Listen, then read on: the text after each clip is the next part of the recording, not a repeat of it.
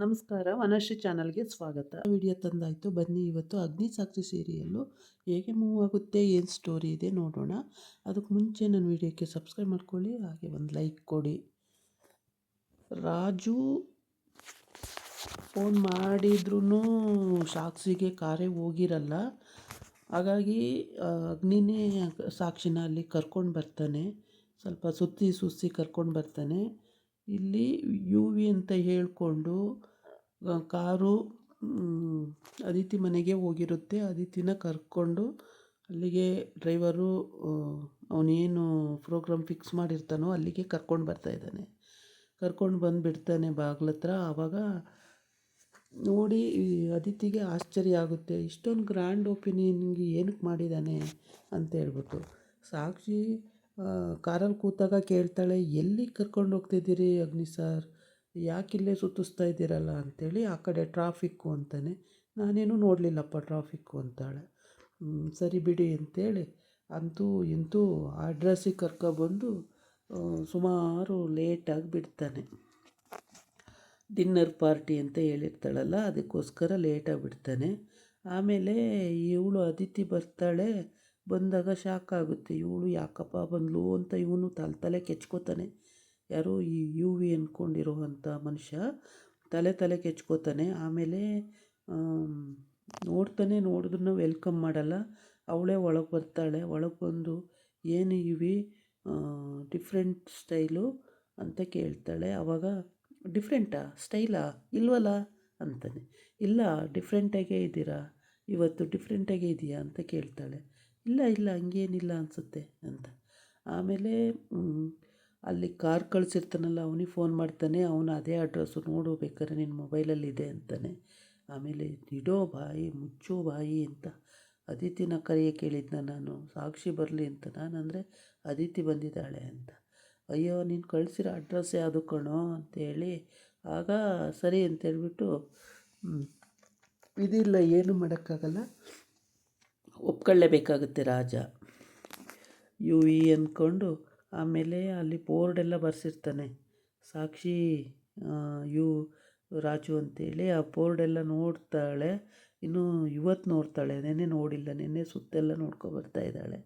ಆಮೇಲೆ ಫೋನ್ ಬರುತ್ತೆ, ಇನ್ನು 10 ನಿಮಿಷ ಲೇಟಾಗಿ ಬರ್ತೀನಿ ರಾಜು ಅವರೇ ಅಂತೇಳಿ ಸಾಕ್ಷಿದು. ಆವಾಗ ಅವಳು ನೋಡ್ತಾಳೆ ನಂಬರ್ನ, ಹೆಸ್ರನ್ನ ನೋಡಿಬಿಟ್ಟು, ಯಾರದು ಸಾಕ್ಷಿನ, ಸಾಕ್ಷಿ ಯಾಕೆ ನಿಮಗೆ ಕಾಲ್ ಮಾಡ್ತಿದ್ದಾಳೆ ಅಂತ ಕೇಳ್ತಾಳೆ. ಸಾಕ್ಷಿ ಅಲ್ಲ ಶಶಿ ಅಂತ ಹೇಳಿ. ಇಲ್ಲ ಸಾಕ್ಷಿನೇ, ಹುಡುಗಿನೇ ಅಲ್ವ ಕಾಲ್ ಮಾಡಿದ್ದು. ಇಲ್ಲ ನನ್ನ ಜೊತೆ ಕೆಲಸ ಮಾಡೋ ಹುಡುಗಿ ಅಂತ. ಆಮೇಲೆ ಅವನೇ ಸುಮ್ಮನೆ ತಪ್ಕೊಡ್ತಾನೆ. ಹೀಗೆ ಬೇಕಾಬಿಟ್ಟು ತಪ್ಕೊಂಡು ಬೇಕಾಬಿಟ್ಟು ಅಳೋ ಮುಖ ಮಾಡ್ಕೊತಾನೆ, ಅವಳ ಬದಲಿಗೆ ಇವಳು ಬಂದಾಳಲ್ಲ ಅಂಥೇಳಿ. ಆವಾಗ ಅವನಿಗೆ ಏನೂ ಅನಿಸಲ್ಲ ಅನಿಸುತ್ತೆ. ದುಡ್ಡಿಗೋಸ್ಕರ ಇವಳ ಹಿಂದೆ ಬಿದ್ದೆ, ಆದರೆ ಇವಳು ನನ್ನನ್ನೇ ಬೆನ್ನತ್ತಿದ್ದು ಬೇತಾಳ ಥರ ಕಾಡ್ತಾ ಇದ್ದಾಳಲ್ಲ ಅಂತ ಇವನು ಅನ್ಕೋತಾನೆ ಅದಿತಿನ. ಸಾಕ್ಷಿ ಮನಸಾರೆ ಪ್ರೀತಿಸ್ದೆ, ಆದರೆ ಕೈಗೆ ಸಿಗ್ತಾಯಿಲ್ಲ ಅವಳು ಅಂತ ಅನ್ಕೋತಾನೆ. ಆಗ ಸಾಕ್ಷಿನ ಏನೇನೆಲ್ಲ ಕ್ವಶನ್ ಕೇಳ್ತಾನೆ ಅಗ್ನಿ. ಆ ಕ್ವಶನಿಗೆಲ್ಲ ಅವಳು ಆನ್ಸರ್ ಮಾಡಿಕೊಂಡು ಬರ್ತಾಯಿರ್ತಾಳೆ. ಅಲ್ಲ ಸಾರ್, ಇಲ್ಲೇ ಸುತ್ತಿಸ್ತಾ ಇದ್ದೀರಲ್ಲ ಸಾರ್ ಅಂತ. ಹೌದು, ಆ ಕಡೆ ಟ್ರಾಫಿಕ್ಕು ಅದು ಇದು ಅಂತ ಏನೇನೋ ನೆವ ಹೇಳ್ತಾನೆ. ಆಮೇಲೆ ಭೂಮಿ ಫೋನ್ ಮಾಡ್ತಾಳೆ, ಅಕ್ಕ ಎಲ್ಲಿದೆಯೇ ಅಂತ.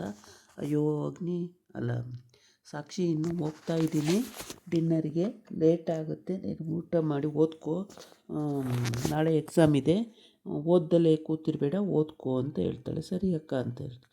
ಆವಾಗ ಇವರಿಬ್ಬರದು ಡಿಸ್ಕಷನ್ನು, ನನ್ನ ತಂಗಿ ಅಂತ ಇಬ್ಬರು ಡಿಸ್ಕಷನ್ ಮಾಡಿಕೊಂಡು, ನನ್ನ ತಂಗಿ ನನ್ನನ್ನು ಬಿಟ್ಕೊಡಲ್ಲ, ನನ್ನ ತಂಗಿ ನನ್ನನ್ನು ಬಿಟ್ಕೊಡಲ್ಲ, ಬೇಕಾದ್ರೆ ನನ್ನ ಹತ್ರ ಇರೋ ವಸ್ತು ಅವಳಿಗೆ ಕೊಟ್ರು ಅದನ್ನು ವಾಪಸ್ಸು ಯಾವ ರೀತಿನಾದ್ರು ನನಗೆ ವಾಪಸ್ ಮಾಡ್ತಾಳೆ ಅಂತ ಸಾಕ್ಷಿ ಹೇಳ್ತಾಳೆ. ಅಗ್ನಿನೂ ಹೇಳ್ತಾನೆ ಹಾಗೇ, ನನ್ನ ಕಂಡ್ರೆ ತುಂಬ ಪ್ರೀತಿ, ಪ್ರತಿ ವಿಷಯದಲ್ಲೂ ನನ್ನನ್ನು ಬಿಟ್ಟೇ ಕೊಡಲ್ಲ ನನ್ನ ತಂಗಿ ಅಂತ. ಹೀಗೆ ಎಲ್ಲ ಮಾತಾಡಿಕೊಂಡು ಸ್ವಲ್ಪ ಸುತ್ತಿ ಲಾಸ್ಟಿಗೆ ಅಂತೂ ಇಂತೂ ಕೊನೆ ಎಂಡಲ್ಲಿ ಬರ್ತಾಳೆ. ಅಲ್ಲಿವರೆಗೆ ಅವನು ಸುತ್ತಿಸೋದೇ ಆಗುತ್ತೆ, ಕ್ವಶನ್ ಕೇಳೋದೇ ಆಗುತ್ತೆ.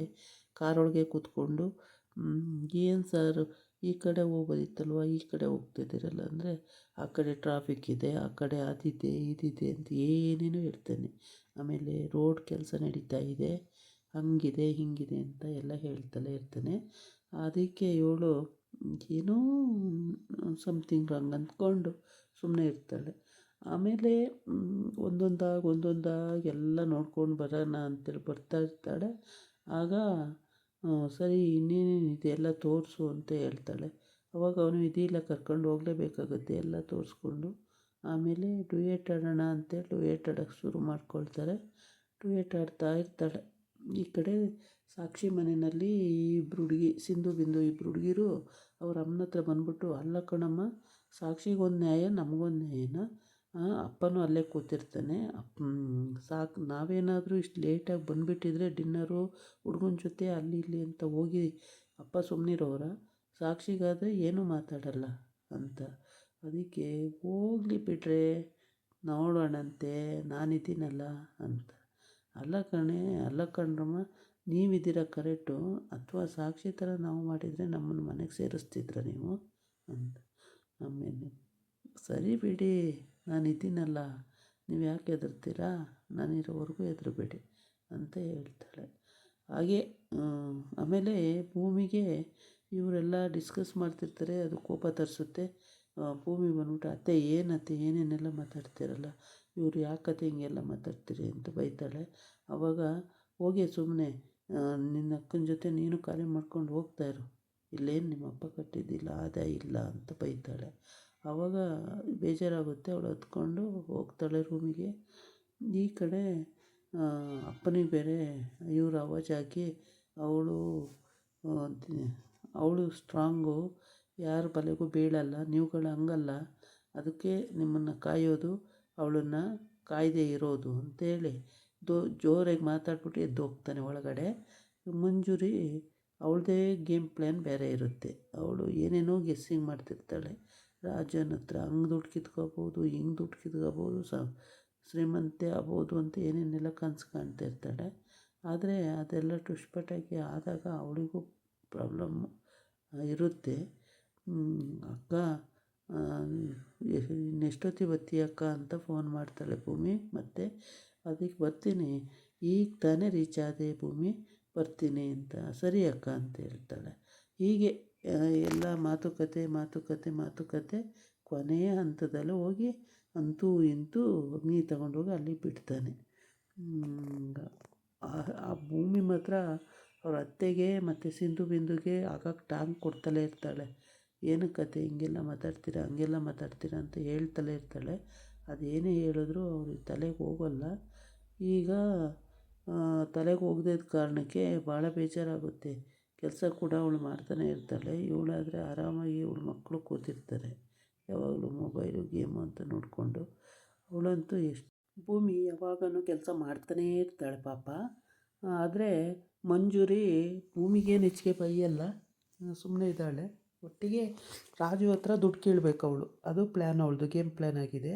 ಹಾಗಾಗಿ ರಾಜುನೇ ಕಾಯ್ತಾ ಇರ್ತಾಳೆ.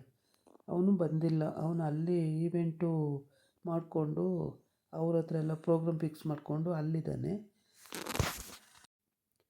ಸಿಂಧು ಬಿಂದು ನೋಡಮ್ಮ ಹೆಂಗಂತಾಳೆ ಅವಳು ಅಂತ ಅಂತಾರೆ. ಅಂದ್ಕೊಳ್ಳಿ ಬಿಡ್ರೆ ನಿಮಗೇನ್ರೆ, ನೀವು ಹೋಗ್ರೆ ಸುಮ್ಮನೆ ಅಂತಾರೆ. ನಾವು ಚೆನ್ನಾಗಿರೋದು ನಮಗೆ ಮುಖ್ಯ, ಯಾರು ಏನು ಅಂದ್ಕೊಂಡ್ರು ನಮಗೇನು, ಹಂಗಿದ್ರೆ ಅಕ್ಕ ತಂಗಿ ಬೇರೆ ಹೋಗಲಿ ಬಿಡು, ರಾಜನ ಕಟ್ಕೊಂಡು ರಾಜನ ಜೊತೆನೇ ಹೊರಟೋಗ್ಲಿ ಅವರಿಬ್ಬರೂ. ಎಷ್ಟು ಕೆಟ್ಟದಾಗಿ ಮಾತಾಡ್ತಿರತ್ತೆ ನೀವು ಅಂತ ಬೈಕೊಂಡು ಅವಳು ಹೋಗ್ತಾಳೆ. ಈ ಕಡೆ ಇವ್ರು 3 ಜನದ್ದು ಡಿಸ್ಕಸ್ ನಡೆಯುತ್ತೆ. ಇವ್ರು 3 ಜನನೂ ಸಾಕ್ಷಿ ಮತ್ತು ಭೂಮಿ ಬಗ್ಗೆನೇ ಮಾತಾಡ್ತಿರ್ತಾರೆ ಯಾವಾಗ್ಲೂ. ಅವ್ರನ್ನ ಬಿಟ್ಟರೆ ಬೇರೆ ವಿಷಯನೇ ಅವ್ರಿಗಿಲ್ಲ. ಏಕೆ ಅಂತಂದರೆ ಯಾವಾಗಲೂ ಅವ್ರ ಕಾಲು ಎಳೆಯೋದೇ ಇವ್ರಿಗೆ ಕೆಲಸ ಆಗಿರುತ್ತೆ.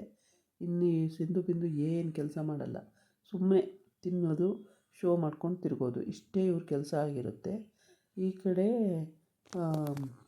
ಅಗ್ನಿ ಕರ್ಕೊಂಡೋಗಿ ಬಿಡ್ತಾನೆ ಅಲ್ಲಿಗೆ ಈವೆಂಟಿಗೆ. ಅಂದರೆ ಅವನು ಪ್ರೋಗ್ರಾಮ್ ಫಿಕ್ಸ್ ಮಾಡಿರ್ತಾನಲ್ಲ ರಾಜು, ಅಲ್ಲಿ ಕರ್ಕೊಂಡೋಗಿ ಬಿಡ್ತಾನೆ. ಬಿಟ್ಟ ಮೇಲೆ ಸರಿ ಒಳಗಡೆ ಹೋಗ್ತಿದ್ದಾಳೆ, ಯಾರೂ ಎಂಟ್ರಿ ಇಲ್ಲ. ಆದರೆ ಯುವಿ ಮತ್ತು ಅದಿತಿ ಕೈ ಹಿಡ್ಕೊಂಡು ಡಿಬೇಟ್ ಆಡ್ತಾಯಿರ್ತಾರೆ.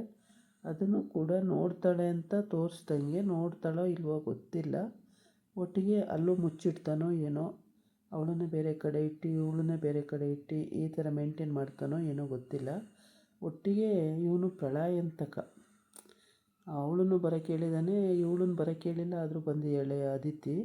ಸಾಕ್ಷಿ ಅಂತೂ ಬರೋಕ್ಕೆ ಹೇಳಿದ್ದಾನೆ. ಇಲ್ಲಿ ಹೆಸರೆಲ್ಲ ಹಾಕ್ಸ್ಕೊಬಿಟ್ಟಿದ್ದಾನೆ ಬೋರ್ಡು.